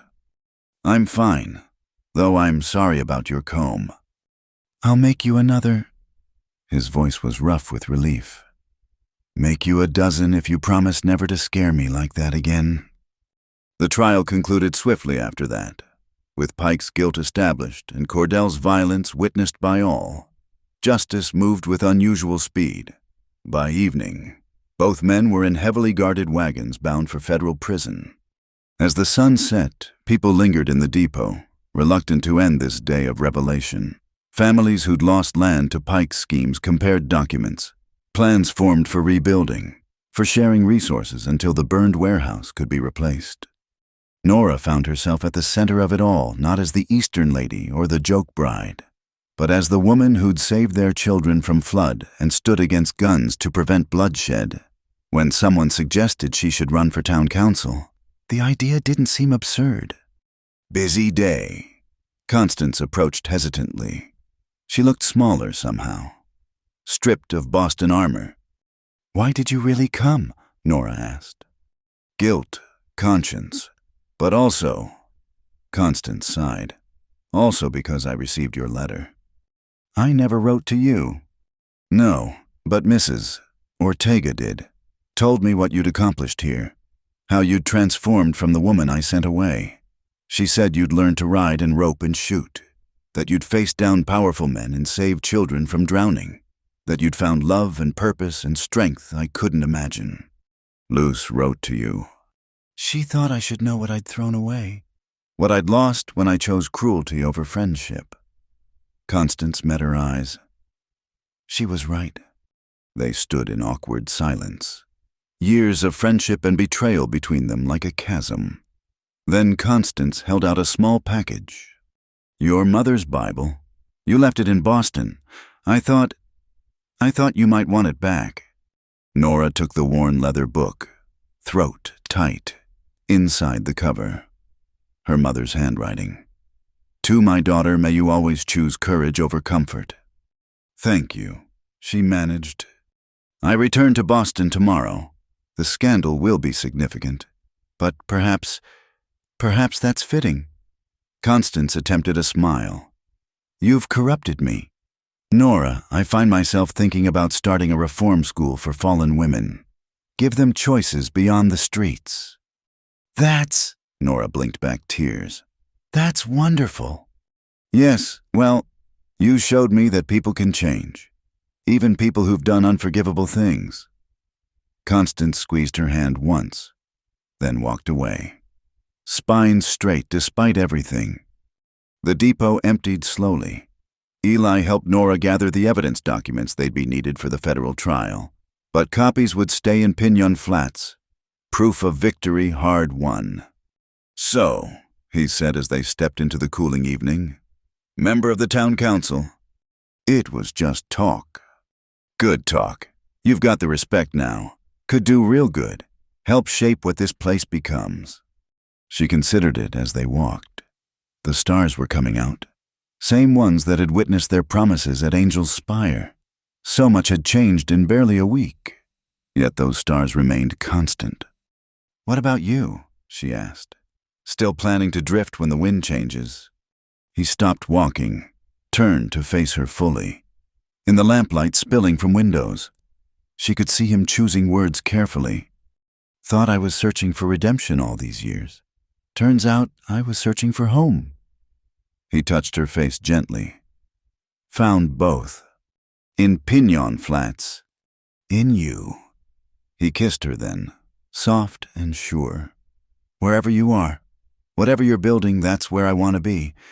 They walked on, hand in hand, through the town that was already different than it had been that morning. Pike's mansion sat empty on its hill, waiting for the auction that would divide it among those he'd wronged. The burned warehouse would rise again, stronger and communally owned. The water rights would return to the families who worked the land. And at the heart of it all, a woman who'd arrived as a joke would help shape its future, not because anyone sent her, or bought her, or commanded her, but because she'd chosen to stop running from who she was and start building who she could be. Tomorrow would bring new challenges. The federal trial, reconstruction, the delicate work of turning a town's anger into lasting change. But tonight, walking beside the man who'd taught her to read the sky and trust her strength, Nora felt ready for all of it. The wooden comb was lost, blood-stained and evidence now. But Eli was already planning its replacement, carved with new patterns for a new life, stronger for having been remade. Just like everything else in Piñon Flats. Just like herself. Spring came early to Promise Creek, painting the desert in unexpected colors. Wildflowers carpeted the valley where flood had deposited rich soil, and the cottonwoods burst green with new life. The cabin Eli and Nora had built together sat perfectly positioned to catch both sunrise and sunset, its windows facing the eternal flow of water that had given the place its name. A year had passed since the trials that sent Asa Pike to federal prison and transformed Piñon Flats from a town under siege to a community reborn. The changes showed everywhere: in the new schoolhouse, where Nora taught letters and numbers, in the communal warehouse, rebuilt stronger than before, in the way people walked with heads high instead of shoulders hunched against tyranny. "Mail's here," Finn called out, riding up on a horse that had grown as much as he had. No longer the scrappy orphan stealing scraps. He'd become the town's unofficial messenger and Eli's apprentice in the arts of tracking and survival. Nora looked up from the garden she was tending, one hand shading her eyes, the other resting protectively on her rounded belly. "Anything interesting?" "Letter from Boston, fancy seal and everything." She wiped her hands on her apron, a practical garment that would have horrified her Boston self, and took the envelope. Constance's handwriting, still perfect after all this time. "What's she say?" Eli asked. Emerging from the barn where he had been working with their newest addition, a small herd of cattle. Foundation stock for what they hoped would grow into a proper ranch. Nora scanned the letter, a smile growing. "The reform school is officially open. 23 women enrolled in the first class, learning trades beyond their previous circumstances. She's named it the Second Chance Academy. After you. After the idea that everyone deserves one." She folded the letter carefully. "She also says the Wellington family has formally dissolved their connection with her. The scandal was too much. Sorry to hear it. Says she's never been freer." Nora tucked the letter away. Strange how exile can become liberation if you let it. The sound of multiple horses drew their attention. A group approached ranchers and townspeople, led by Judge Miller and Luz Ortega. Sunday meetings at the Cade Ranch had become tradition, a way for the community to plan and dream together. "Afternoon, councilwoman," Miller called out cheerfully. "Not councilwoman yet," Nora protested. "The election isn't for another month." Formality. Luce dismounted with surprising agility. "Everyone knows you'll win. Even Margaret Olson's voting for you, and she swore no Eastern woman would ever get her support." They gathered in the main room of the cabin, a space that had hosted everything from wedding celebrations to strategy sessions. The walls bore testimony to their new life. Eli's rifles mounted carefully, Nora's books on makeshift shelves, the new wooden comb he'd carved her hanging from a peg-like art. "First order of business," Miller began. "The territorial governor's response to our petition." He produced an official document, seal intact. The room held its breath as he read. "In recognition of the unique circumstances and community governance established in Piñon Flats, the Territory of New Mexico hereby grants charter status, allowing local election of all officials and autonomous management of water rights within the Promise Creek watershed." Cheers erupted. It was more than they dared hope official recognition that their experiment in communal democracy could continue. "There's more," Miller continued. "They're sending a federal surveyor to properly map water claims and—" He paused for effect. "Funding for a permanent school, with salary for a qualified teacher." All eyes turned to Nora, who flushed. "I'm hardly qualified. A few months of teaching letters doesn't make me—" "Makes you the best we've got." Tom Hartley interrupted. "My grandson reads now. Thanks to you. Writes too. First in our family to do either." The meeting continued with plans and dreams irrigation projects, a proper church, maybe even a library. What struck Nora most was how naturally she'd become part of it all, her opinions sought and valued. The joke bride had become a pillar of the community. As folks prepared to leave, Luce pulled Nora aside. "How are you feeling, really?" Nora touched her belly again, feeling the flutter of movement within. "Terrified, excited, everything at once." "That's motherhood," Luce smiled. "You'll do fine. You've got good instincts and better support. And if I'm not ready if I fail, then you learn and try again. Same as everything else out here." Luce squeezed her shoulder. "Besides, any woman who can face down Cordell Pike with a hair comb can handle a baby." Evening fell soft and golden. Eli and Nora sat on their porch, watching the sun-pain angels spire in shades of fire. The spot where they'd made their desperate promises seemed both forever ago and yesterday. "Regrets?" Eli asked. "Their old ritual?" "Never." She leaned into him, feeling the baby shift. "Although I sometimes wonder what would have happened if I'd gotten on that train back to Boston when I had the chance." "You wouldn't have—" "So certain. You're not the running type, even when you didn't know it yet. You were already fighting." He kissed her temple. "Just took the rest of us a while to see it." A rider approached in the dying light. Sheriff Walsh, the man elected to replace Crow. Young, honest, and determined to be worthy of the badge. "Evening, folks. Hate to disturb, but thought you should know. Asa Pike died in prison. Heart gave out, they say." They absorbed this in silence. Nora waited for satisfaction, for closure, but felt only a distant sadness for a life wasted on greed.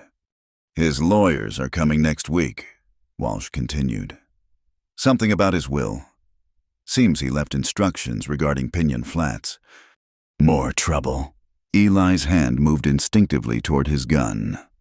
"Don't think so. Word is he left the mansion to the town. Some kind of final gesture. Guilt, maybe. Or just wanting his name remembered for something other than crime." After Walsh left, they sat quietly as stars emerged. The desert night sounds began: coyotes calling, owls hunting, the eternal whisper of wind through stone. "What should the town do with Pike's mansion?" Nora asked. "Your call, councilwoman. What do you think?" She considered. That house had been built on exploitation, furnished with fear, but buildings weren't guilty, only the people who used them. "A hospital, maybe? Or a proper school. Something that serves everyone. Not just one."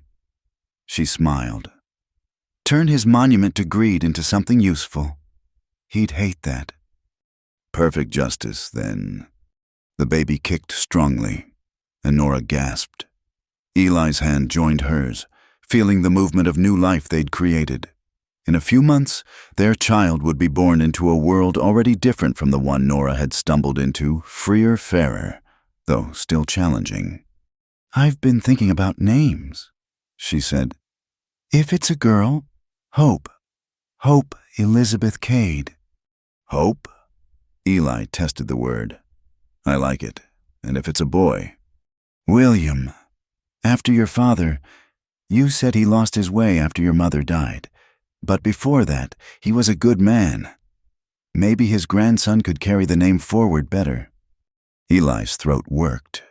He would have liked you. Would have loved seeing me settled, building something that lasts. Then we'll tell William or Hope all about him, the good parts, and about my mother, who wrote about choosing courage over comfort, about Luce, who feeds anyone hungry, about Finn, who proves family isn't always blood, about everyone who stood up when it mattered. Creating our own mythology, creating truth, the kind that matters. A wolf howled in the distance, not threatening now. Just part of the desert's night song. Nora remembered her terror that first night, how alien and hostile everything had seemed. Now the sounds were familiar, even comforting. Home. I love you, she said suddenly. I don't say it enough. You say it every day. In the work you do, the people you help, the way you've made this place better. He pulled her closer. But I like hearing the words, too. They went inside as the air cooled, the sturdy walls of their cabin a testament to what two people could build together. On the table lay the plans for expansion, a room for the baby, maybe more rooms after that. A dynasty of choice, not blood or money. Nora lit the oil lamps and started dinner while Eli tended the fire. Such simple acts, but weighted with meaning. Every meal shared, every sunrise greeted together, every challenge faced side by side, these were the true promises, renewed daily without words. Later, as they lay in bed with his hand on her belly and her head on his shoulder, Nora thought about the journey that had brought them here. A girl who'd refused to be sold, a man who'd learned to stop running, a town that remembered its courage, a love born of crisis but tempered in daily choosing. Tell me again about the stars, she murmured, already half asleep. Eli's voice rumbled in the darkness, naming constellations and their stories. But Nora barely heard the words, too content in the rhythm of his voice, the warmth of his presence, the flutter of life growing within her. Outside, Promise Creek murmured its endless story of persistence, sometimes flooding, sometimes barely flowing, but always there. Always moving toward tomorrow. Above, the same stars that had witnessed a desperate promise now watched over its fulfillment. The West was still wild, still challenging, still demanding everything from those who dared call it home. But here in this cabin by the creek, in this town that had chosen justice over easy comfort, in this life built on daily promises instead of grand gestures, Nora Whitfield Cade had found something better than the fairy tale she'd once imagined. She'd found the truth that every dawn brings new choices, every challenge brings new strength, and every person who stands up for what's right makes the world a little less wild and a little more home. The baby kicked again, impatient for its own chance at this imperfect, beautiful world. Soon enough, Nora thought, settling deeper into sleep. Soon enough there would be new stories to tell, new stands to take, new promises to make and keep. But tonight, she was simply a woman who'd traveled far to find herself, lying beside the man who'd helped her become who she was meant to be, carrying the future beneath her heart, and knowing with bone-deep certainty that she was exactly where she belonged. The desert wind sang through the cottonwoods. Promise Creek whispered its secrets to the stones. And all was well in this small corner of the vast. Wild West not perfect, never perfect, but chosen, fought for, and therefore precious beyond measure. In the morning, there would be work to do, a community to build, a child to prepare for. But tonight, there was only peace, only gratitude, only the quiet joy of promises kept and love that had grown from desperation into something as solid and lasting as the mountains themselves. The joke was over, the life real, difficult, beautiful had just begun. Thank you so much for listening to this story. I'd love to know where you're listening from. Please share in the comments below so we can connect and exchange thoughts about this tale of love, courage, and redemption in the Wild West. If you enjoyed this story, please subscribe to Wild West Night channel, hit that like button, and press the hype button to help more people discover this story. Your support means everything and helps bring these historical romances to life. Until next time, partners.